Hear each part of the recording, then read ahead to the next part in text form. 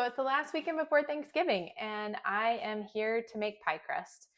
I am going to make a non-dairy option. This is our first Thanksgiving going non-dairy, and so these are the products I'm going to be using. I'm going to be trying out a ghee pie crust. This particular ghee says that it has no casein and no lactose, and it's been a good alternative for us.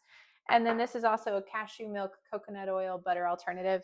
I am going to be making a sourdough pie crust for both of these, and the recipe has both a top and a bottom crust, but the types of pie I'm making for Thanksgiving are a pumpkin pie and a pecan pie, and neither of those require a top crust. So much to my children's delight, I have extra crust that I'm going to be making into sourdough Pop-Tarts. And so I'll be able to test both of these products side by side. So I have made pie crust out of both of these before, but I've never done it at the same time. And I was really wondering how they compare as far as like flavor and texture and the ability to make it, like how easy it is to make it with those things. So this will give me a chance to test it out, and it's something I was already doing. So let's get started. For this first crust that I'm making with cashew milk butter, I notice immediately that it's much easier to cut the cashew milk butter into the dry ingredients. And I'm not going to be adding salt because the cashew milk butter is already salted. And because this is going to be a sweet pie, I don't want to have too heavy of a salt flavor to the crust. So your basic pie crust consists of just flour, fat, salt, and a liquid. There's variations from recipe to recipe. The difference between a sourdough pie crust and a regular pie crust is that instead of adding liquid, you add sourdough starter. And so there's no extra liquid needed. All right, there we go.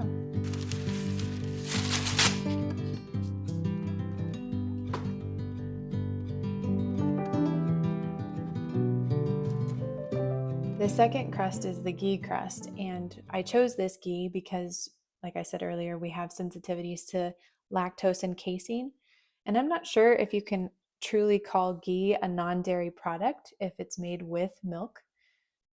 However, because we're sensitive to those things, we're able to still eat this ghee, where I think if you had a true milk allergy, you probably couldn't. The way ghee is made is by taking butter and boiling off the extra liquid, and in that liquid is the casein and lactose. And all you're left with is the butter fat with not much liquid content. So in order to bake with ghee, you have to reduce the amount of ghee given whatever recipe you're using, because the end result will be very oily if you stick true to a recipe. For example, the recipe I'm using calls for 8 ounces of butter. However, I'm only going to add 6.5 to 7 ounces just to keep my pie crust from resulting in a very oily crust. Because this ghee also does not contain salt, I'm going to add about 10 grams of salt just to add a little bit of flavor. My starter is not fed for this pie crust, and that is because pie crust doesn't really need a heavy rise. So it doesn't matter if you're using an active starter or an unfed starter for sourdough pie crust. There we go. There's our crust.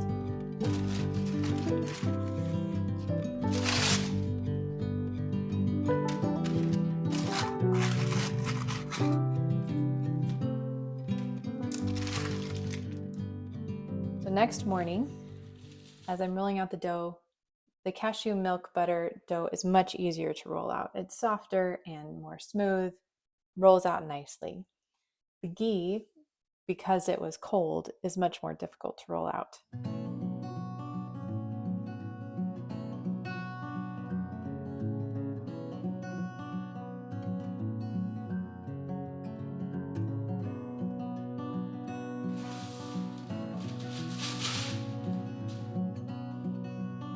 For these sourdough Pop-Tarts, I'm using jam that I was given as gifts, and I've already made the cranberry sauce for Thanksgiving, so that's being used as a filling. And also we had some leftover berry sauce that I made for waffles a few mornings ago.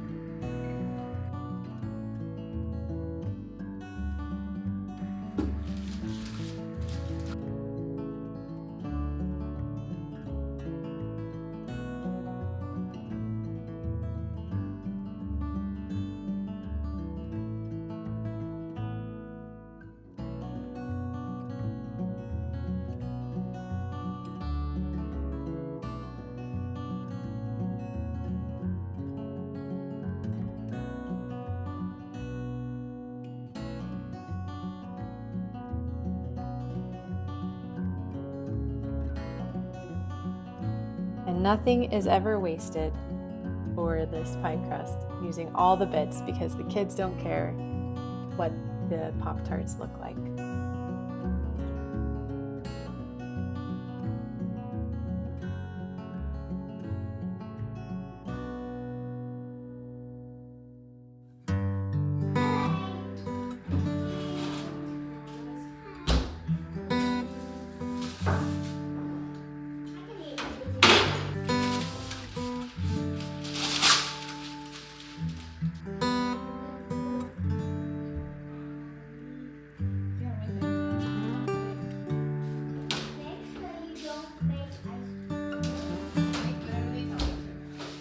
I'm also making a quick glaze, and it's going to be non-dairy because I'm using almond milk and powdered sugar, and it'll just be a little something extra on top of these sourdough Pop-Tarts.